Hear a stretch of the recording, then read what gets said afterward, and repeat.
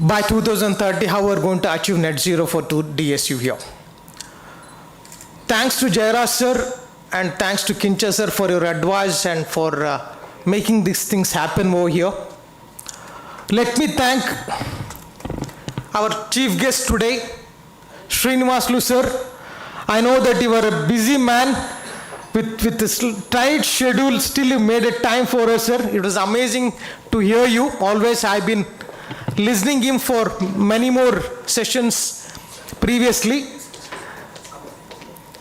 I request our Vice Chancellor to just present a memento for the gratitude. Thank you so much, sir, once again.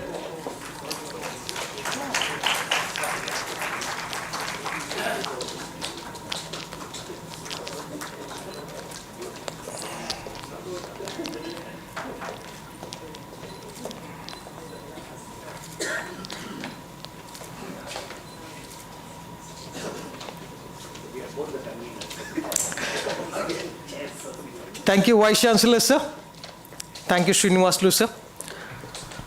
And we have another guest today, guest of honor, Dr. Shinde, sir. Sir, it's a great privilege and honor for you, always listening to you. It's amazing that second time you have been in the campus, in the first time of setting out the complete journey for DSU to be the net zero, he has put the roadmap for us. Thank you for being with us, sir. Please accept our token of appreciation and gratitude from our end. Thanks to Vice Chancellor, sir.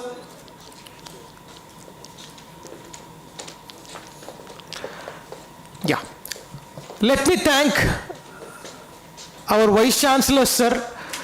He is the person who set this complete conclave and the national conference.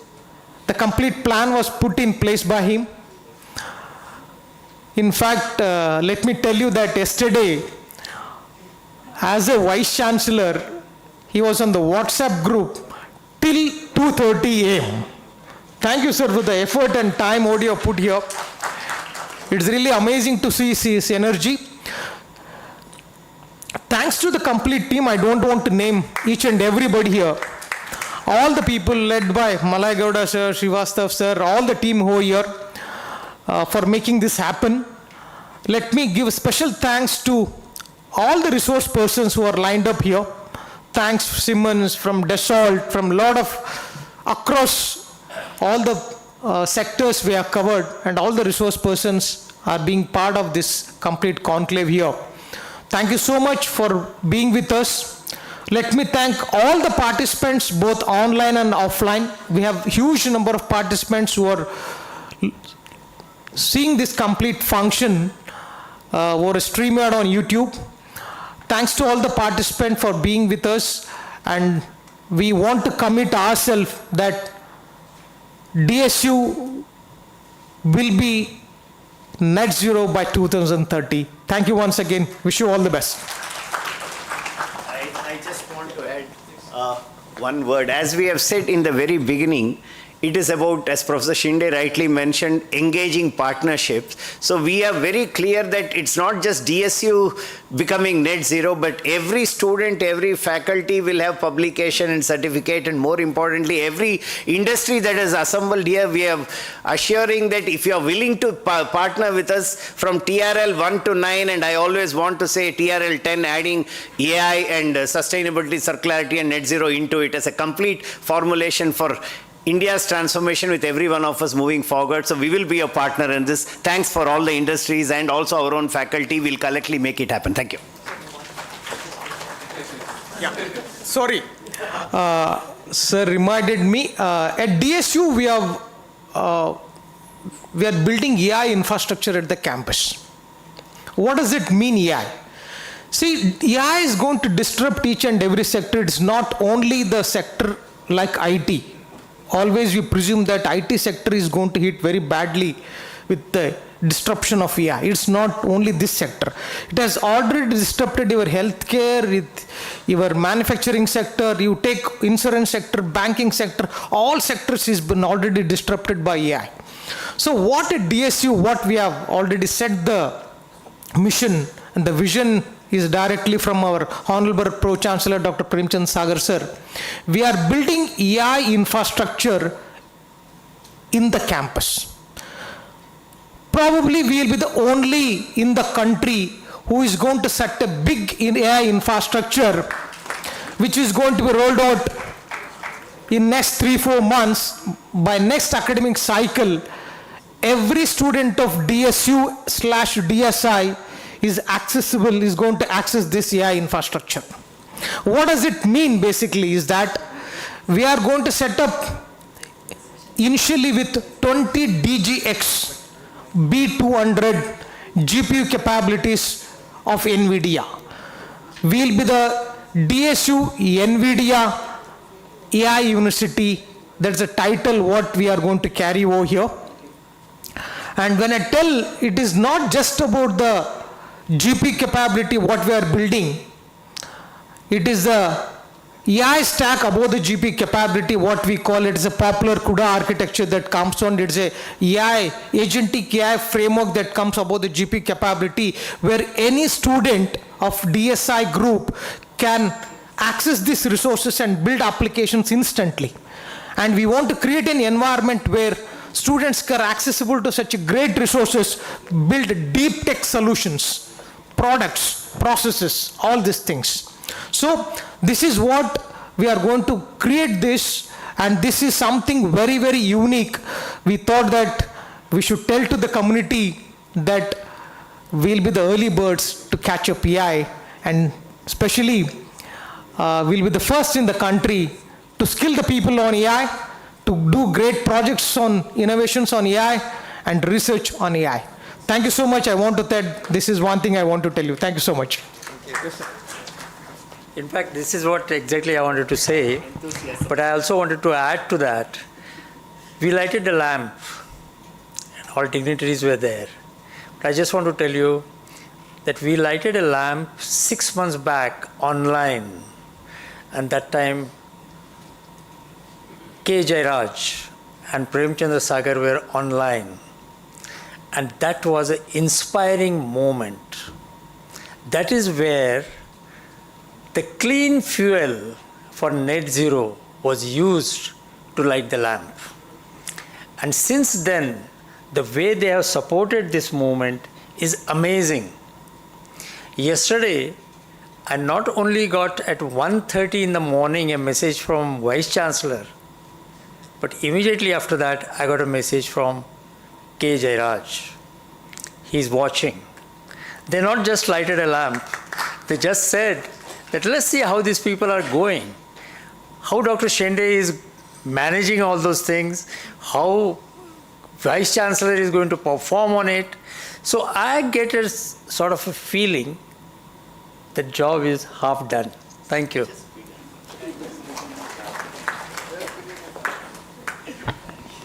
Thank you, sir. We are done with the inaugural session. With this space only, we'll go ahead with the first session, accelerate. Policy, assessment, and action towards net zero targets is the theme of this session. The keynote address would be by Dr. Rajendra Shinde. We'll go ahead with your talk, sir. Thank you. I request the dignitaries to move to the seats. Yeah.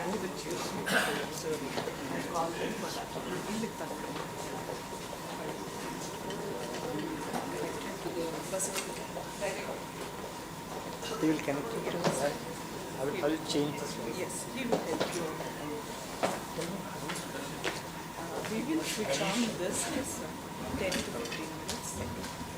And we will switch on the timer.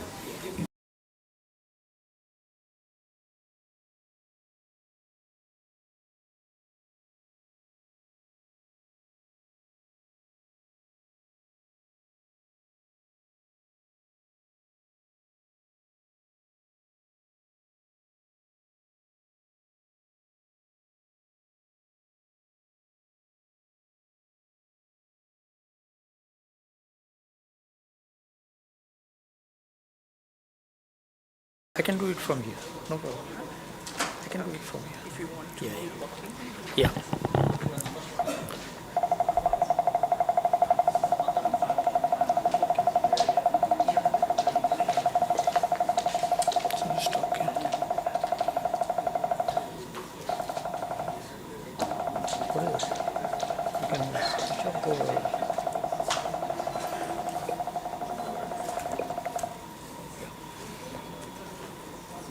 That was AI calling.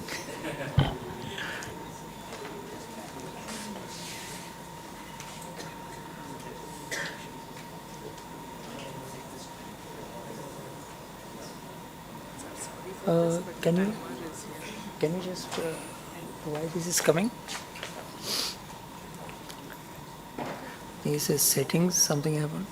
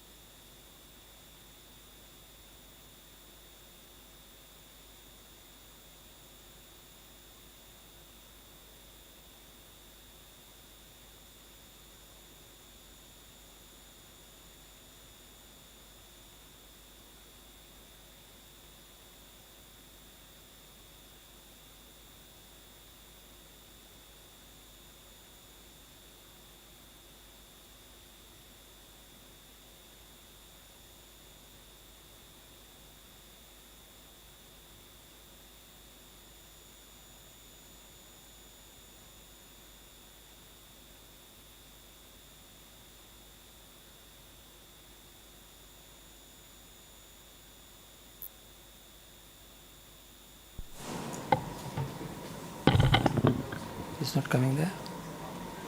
Yeah. Yeah, normally we should have had a tea break, but I was said that by lack of time, so I also have to finish my presentation early. Well, I think many people must have thought, and I think it was touched upon by the Secretary of Government of Karnataka, that we do understand the net zero by the industry, by the enterprising agencies, the businesses. But why net zero by universities? I mean, there are, let's say, 50,000 universities in the world. And even if all of them get net zero, how much emission is going to reduce? Calculations have been done. And that is going to be minuscule. So why we are doing it? I think we are doing it for the simple reason that today we are standing at a time when in 25 years the world has to go to net zero. And if the world has to go to net zero, you of course require finance, you of course require technology, you of course require policies to be set. But the question is never asked, where is the human capital to achieve that in 25 years? And before that, in about less than 20 years or less than 15 years, we have to achieve 50% mitigation. And that human capital will come from the universities. So it is a experiential learning and skilling the youth for net zero. And that is what the movement is about. And that movement coming to the universities like this, these are the universities who are thinking about utilizing AI, the accelerated phase, because we require acceleration. We lost a lot of time. We need acceleration now. And that acceleration is going to be provided by AI. And how to utilize that AI in accelerating it in effective way of achieving the net zero will happen in universities. So I want to make it very clear that why we are doing it for universities, not to put Dayananda Sagar University on a headlines and get their accreditation marks more or higher in a NAC or anything. but is mainly to provide the human capital needed. Today, the person born will be 25 years in 2050, right? They'll be just entering into the industry or setting up the enterprise or startup. And that person probably will have with him not only finances, not only policies to comply with, but he will have what is called as a ability, capability, and a basic engineering for the net zero. And that is what we are trying to do. I'm going to run faster. And I'm sorry for that because I think we are already late and we didn't have a tea break. So the networking session is off. But I want to start with this slide. Planetary boundaries. We only hear boundaries when the Ukraine-Russian war goes on, India-China war goes on. We talk about borders, boundaries. But I don't know how many of you have thought of planetary boundaries. And United Nations Environment Program specifically takes the help of number of prestigious institutes to mark the planetary boundaries. Which boundaries are getting breached and which boundaries we are within the limits. So for example, the planet is finite. Earth doesn't have infinite resources. Many may be thinking that we can relax, Earth has made much to feed us. It's not. So there are 9 planetary boundaries have been identified which are related to the climate change, which are related to the biodiversity, which are related to the earth, sky, oceans, which if they are crossed, it is an existential threat for each one of us. We will never be there if that all of them, and we have 2025 report which has come from the United Nations, supported by a number of prestigious institutes like Stockholm University and all that. They said 7 of the 9 boundaries are already breached. So that is the situation. Only 2 boundaries are yet to be breached. One boundary, I am sure, I worked on it, it will never be breached, that is ozone layer protection. And you see that there. Stratospheric ozone layer, that boundary is not breached. And another is atmospheric aerosol loading. It doesn't talk about pollution. It talks about aerosol loading. And you will be probably, if you think more, I don't want to spend time more on that, is those aerosol come from the evaporation from the seas, etc., etc. And as the temperature rises, the evaporation also goes up. So the humidity loading of the atmosphere is not crossed because of the great work that we are doing in emitting and increasing the temperature. But that is another point. So many people, I think Antonio Guterres, United Nations Secretary General, was asked, did United Nations succeed in stopping the wars? Because that was the objective of the setting up the United Nations, a world peace. And his answer was very candid. He says, no, we didn't succeed in it. Of course, he had a number of reasons. But he says, I want to tell you that we have started another war, in fact. And that is World War III. That is a World War III with nature. And he said that we are facing a war called ABC. It's a triple crisis: air pollution, biodiversity, and climate. The air pollution, 8 million deaths every year due to the respiratory diseases and the air pollution as a cause. Loss of biodiversity, we may not be knowing. Through the forests, through the oceans, through the other lands, deserts, the wildlife is getting lost. 70% of the population of the wildlife has been lost over the last 30 years. And the loss rate is unprecedented in a history of mankind. And the climate change. We have been saying, I told that the emissions refuse to come down. It's not even bending. The curve is not even bending. It just keeps on rising. And we all are responsible for that. So Earth is in an imbalance. The nature cycles, which we learn in our primary and secondary school, there is a carbon cycle, there is a nitrogen cycle, there is a water cycle, all those cycles are getting imbalanced. They no longer work. And these are the disaster figures. What is the result of it? It's not just imbalance, but we are having a tremendous loss of life and loss of assets. The temperatures keep on rising. The limit was given to 1.5 degrees centigrade temperature rise by 2050. It is already crossed. Of course, it is crossed for a couple of years. People say that it is likely to come down if you take a very high action. But it's a warning. It's a warning that we already breached it.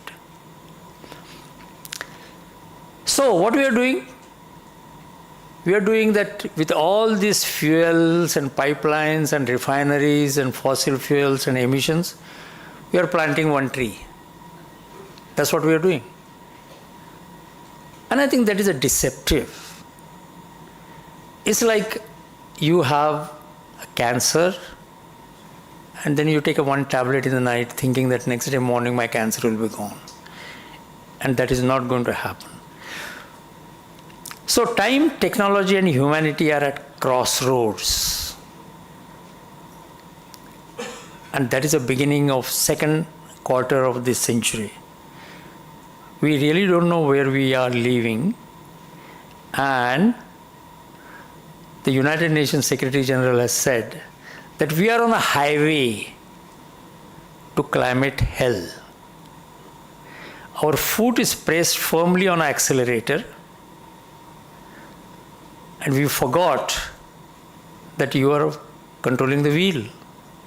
We have totally forgotten it. It's a very situation. And here is what I give a call to AI. So I say, hello AI, are you there? Are you sleeping? Then AI says, excellent question. You probably gave it to ChatGPT, right? You ask a question and he says, excellent question. I am awake for you. But remember that AI guy has done a data science. He has collected all the data, seen the pattern, and with that pattern he is responding to you. And that particular algorithm of response based on data science and the pattern is done by you. It's not done by anybody else. So it is a circular deception that is taking place. But people are hopeful that it may be a circular deception, that AI generated by human beings, now humans are dependent on it to do something better for us and to save us.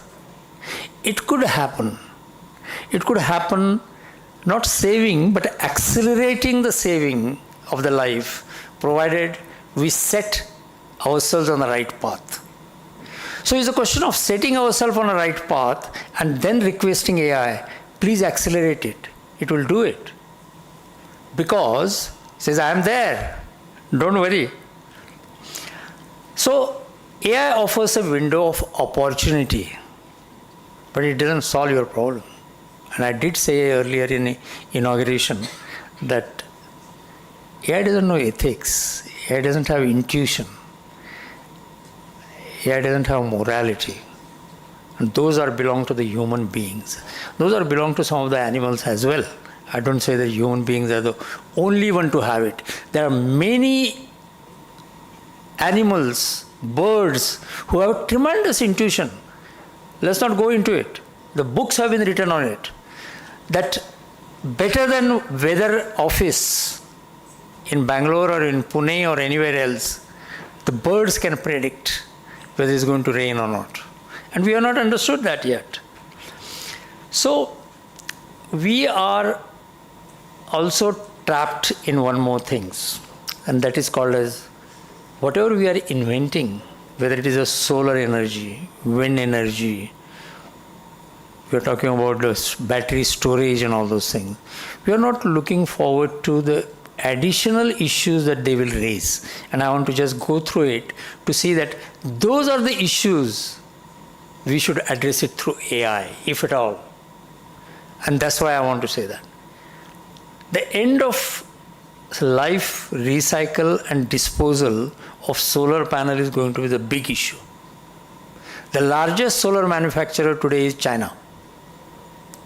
And they are supplying 70% of the solar panels in the world, including USA and India.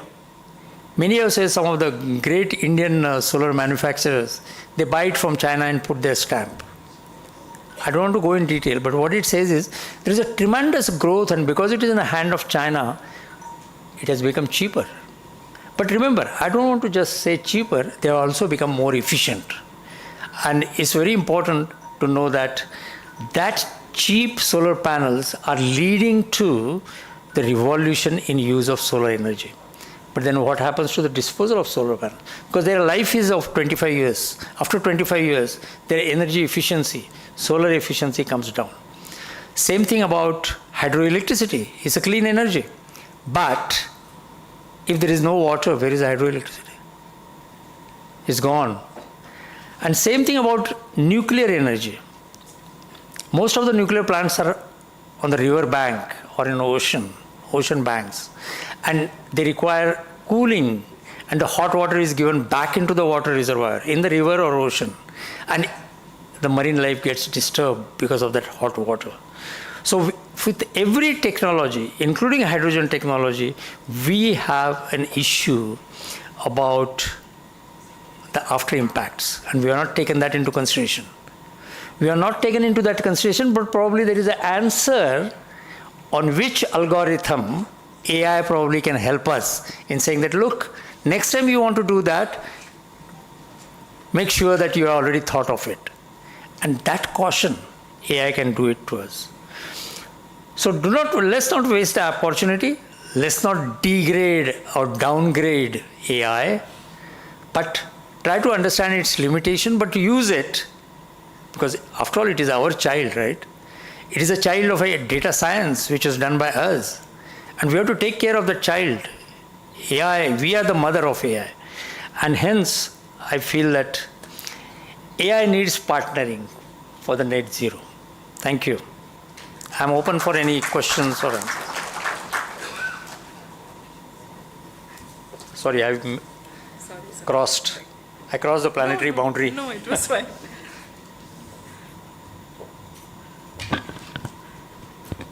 Sorry, thank you so much, sir. Sorry, we are running short of time, is why we have put this question answer session to the networking or in the tea break. So moving ahead.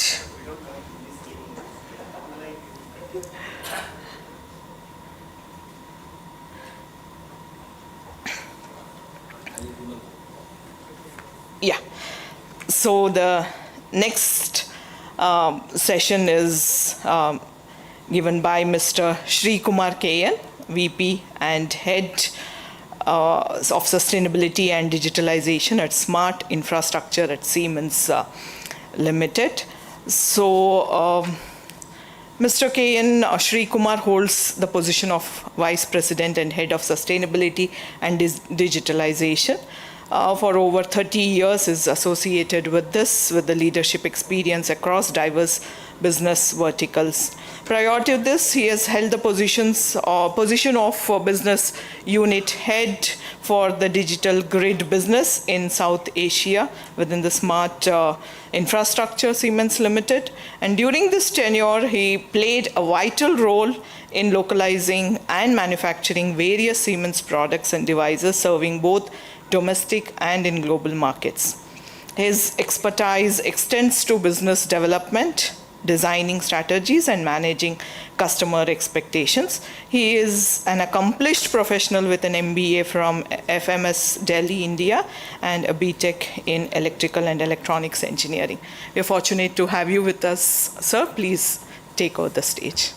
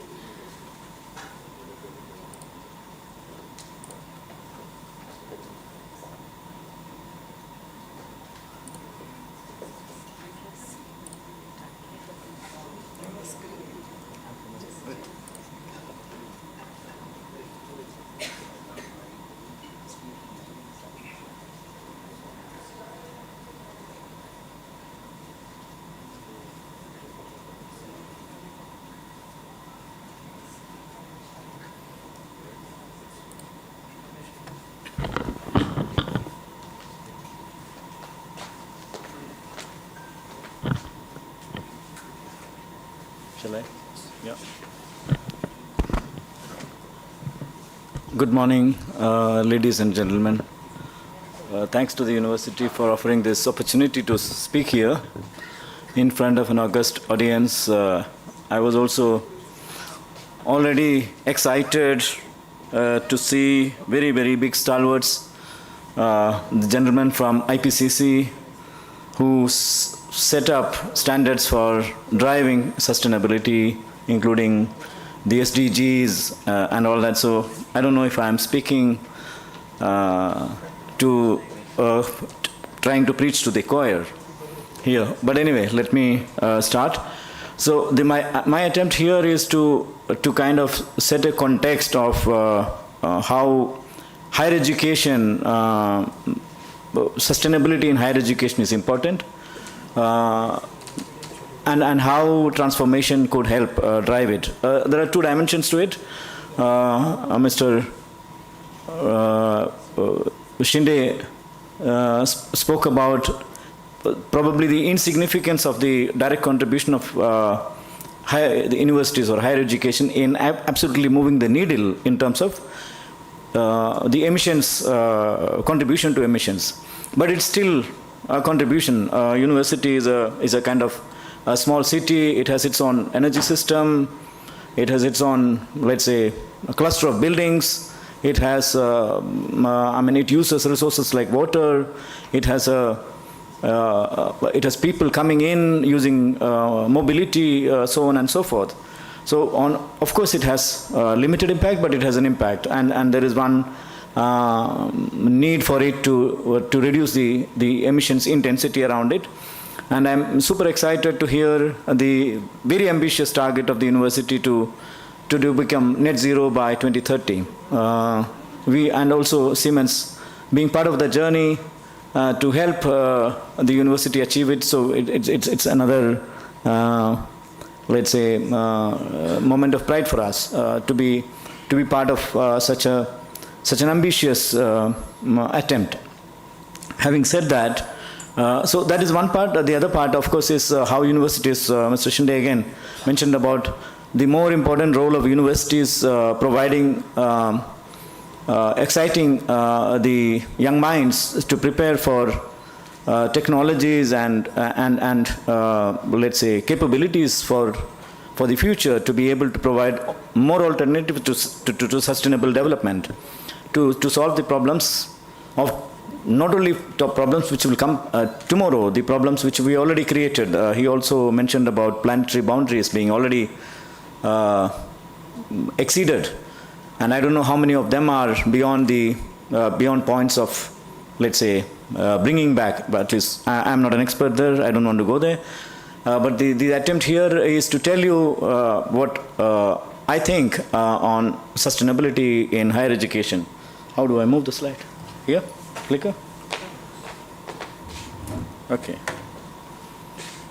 So we'll first talk about what are the major trends we see across higher education in the world.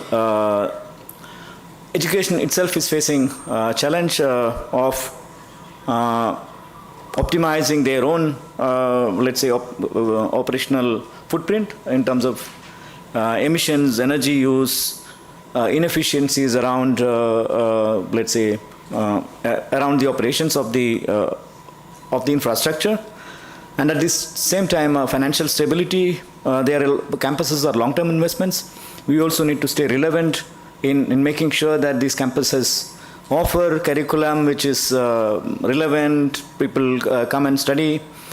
Student experience is important in doing that. Students, young people now are more aware about the impact of what we do on the planet, and hence they want to study on safe, comfortable and sustainable campuses. And also in order to foster, to be in line with what is happening around the world, you also have to have research and collaboration. So it's a complex mix of topics which offer challenges. Of course, every challenge brings you also opportunities to offer to the world, because everybody has the same challenge. So moving ahead, how does sustainability impact future of higher education? I want to touch very short because I have a timer which is clicking. Yeah. So regulations require action in decarbonization and resource efficiency. So decarbonization is one goal. We also have to, almost every time when we look at decarbonization, we also have to talk about resource efficiency. If you remember seeing the picture from the previous speech on solar panels being littered of its at its end of life. So resource efficiency in terms of whether it is in terms of circularity, in terms of recycling, all the dimensions, we need to be thinking about it. And more regulations will drive this. So this is one which is to be considered in a sustainable campus. Planetary boundaries are being exceeded, so we already talked about it. Sustainability research is on the rise, so we also have to have higher education providing people with the opportunities to do this. Yeah. And that is where we talk about living lab. We don't have the time to talk about that topic in full, but university, as I mentioned earlier, it's already a large enough city, or let's say, if it's not large enough, at least it's a miniature of a city with its own energy system, buildings, water, let's say, all of it.